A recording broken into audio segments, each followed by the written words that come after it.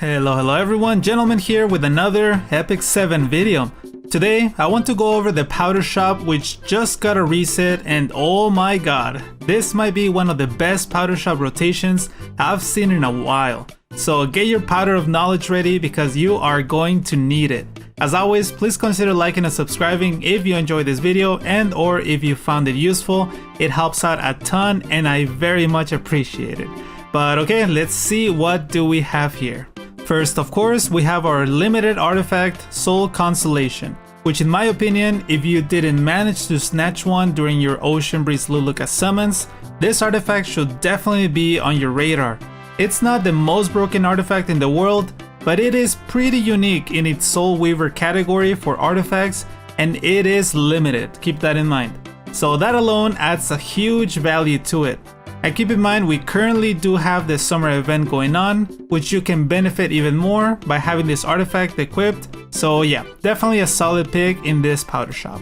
Next up, we have Violet Talisman, which in all fairness, a pretty good artifact. But in my opinion, there are other alternatives out there for thief artifacts which behave very similar to this one that you might have some of already, such as the 4-star artifact Moonlight Dreamblade. So although I do think this artifact has some value, I don't think it's worth more than some of the other artifacts we will get to in a minute. Moving on, we have the Bottle of Knowledge. And yes, this is also very valuable. In case you didn't know, this Bottle of Knowledge allows you to limit break any artifact you own, whether it is a limited artifact or not. So huge value right there to help you upgrade artifacts that come around maybe only once a year during their limited banner reruns. So you can never go wrong with this option. However, in my honest opinion, if you are debating on whether you should buy the Bottle of Knowledge or a brand new artifact you don't have a single copy of, then I could argue that buying the brand new artifact could be better for you, but of course that would depend on the artifact itself. Okay, Time Matter. Another decent 5-star artifact, however, I don't see too many characters using this one. The one hero you'll see rocking this artifact though is top model Luluka, which hey, if you are a massive fan of her and don't have an artifact to put on her yet, then maybe this is your chance. But other than that, I wouldn't recommend purchasing this one. Alright, Glowwings. An okay artifact, not the worst, but unfortunately the characters that could use this artifact for the most part already have other artifacts that are best in slot for them. So Glowwings usually gets left sitting on the sidelines. Not to mention it suffers from being in the Ranger artifact category, which is completely dominated by Guiding Light, which, you know, how can you even compete with that artifact? So this will be a no purchase for me, dog. And now, oh boy, we get into the good stuff. Sigurd Scythe. I'll just put it out there, a super good artifact.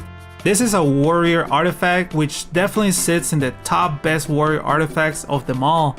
The only other warrior artifact I think is as good or maybe slightly better than this one is Draco Plate, which keep in mind, it's a limited artifact that only comes around during Luna reruns, so not the easiest one to get a hold of. So in my opinion, if you don't have a single Sigurd Scythe copy, this is a must-have artifact. It's a best in slot for so many warrior characters, which some of them actually need to become as strong as they can be. So yeah, I wouldn't want to be you if I had to decide between the current limited artifact, Powder of Knowledge, and Sigurd Scythe. Good luck. Next up, Noble Oath. Yeah, nothing much to say about this one, not worth it in my opinion. Most of your knight heroes will be rocking other artifacts such as Aureus, Adamant Shield, both 4-star artifacts by the way, that are so much more efficient since you can very easily get more copies of them to make them stronger, and or Elvis Ritual. So yeah, don't pick this one. Okay, on to the 4-star artifacts. Oh boy, we have Tagehel's Ancient Book. Well guys, if you so happen to have no copies or very few copies of this artifact, get ready to have another tough decision to make, because this is also one of the best artifacts in the game and best in slot for the majority of all your mage characters. Thankfully, this is a 4-star artifact, which makes it much more accessible at only 60 powder. But you will need to get so many copies of this artifact if you want to use it at its full potential, because yeah, you will want to max limit break this one. So another very strong artifact to consider, which you honestly can't have enough copies of. Next, we have Andre's crossbow, Elias' knife, and Wanderer's potion vial. Honestly, not worth picking any of this up, especially considering all of the other artifacts that we just went over.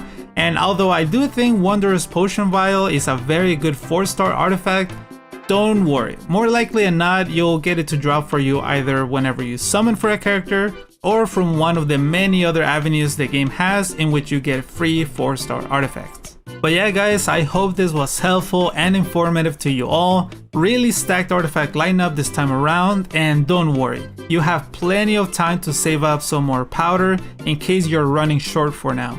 As we can see at the making of this video, we still have over 40 days to go. But yeah, thank you all so much for watching, like and subscribe, and I'll see you guys on the next one. Laters!